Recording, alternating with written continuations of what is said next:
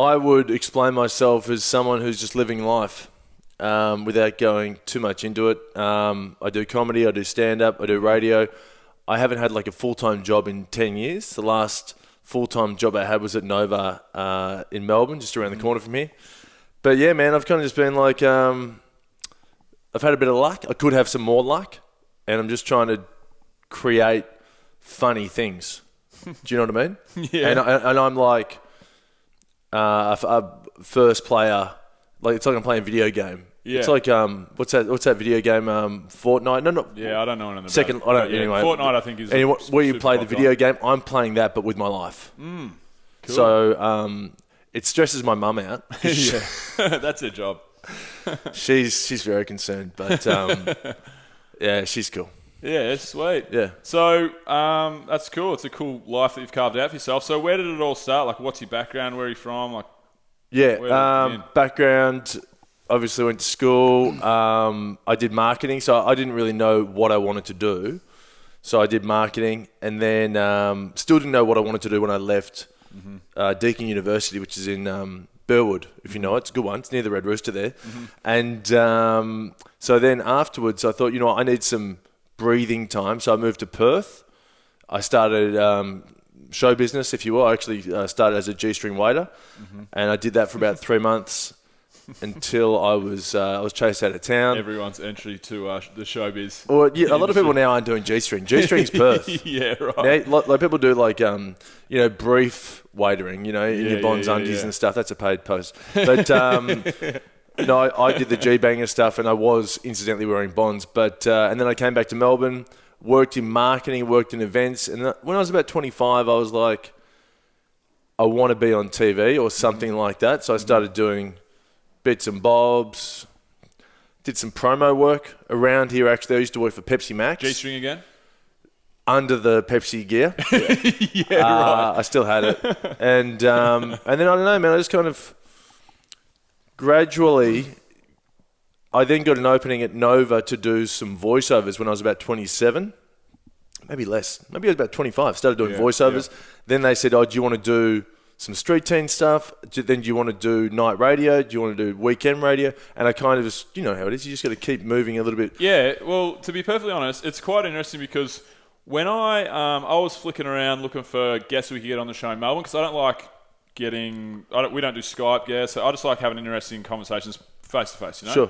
And I saw, I only listened to a small portion of it, but I saw you on the Today not the Today Show. It's a podcast, two young lads. I haven't listened to it. Oh, yeah, Daily Talk Show. The Daily Talk Show, that's it. And I was like, Ash Williams. I remember Ash Williams. What's he doing with himself these days? And I started going back through like what you've been doing lately and where you've been at. Because I remember you as the Nova presenter. You used to be like you used to give weather updates or something.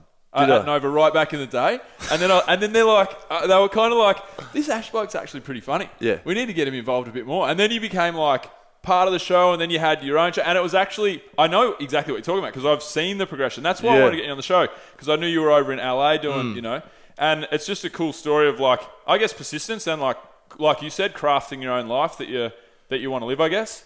Yeah, absolutely. I think it's being aware of opportunities and then either taking that step or not. And I'm always someone who will take the step.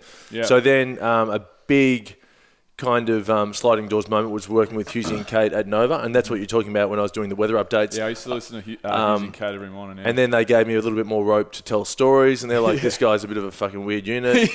And then I was lucky because then I got to learn from the best, on mic, off mic. They're pros. Yeah. So I had to really kind of bring myself up to speed, not just as a performer, but as like a person. Because Kate Langbrook would say words to me, and I literally wouldn't know what the fuck it was. So I used to have a piece of A4 paper. I don't even think she knew I did this. And I used to write down all the words I didn't understand. And by the end of the 3 hours, I had like 50 fucking words. And then I'd go home and Google. Yeah, that's right.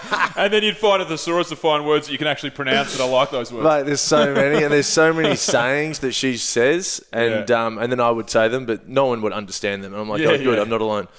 But yeah, man. And then that was awesome. And that's when I started doing stand-up about 2010, 2011. And I moved to LA in 2012. So that was just, again, I kind of finished up at Nova.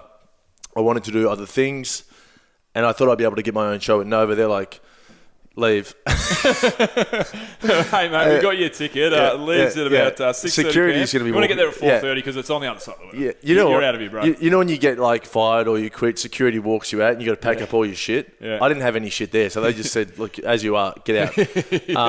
And I remember I was like, what am I going to do? I got nothing really to do. So I thought, why not move to LA? So I moved to LA. I was there for 3 years.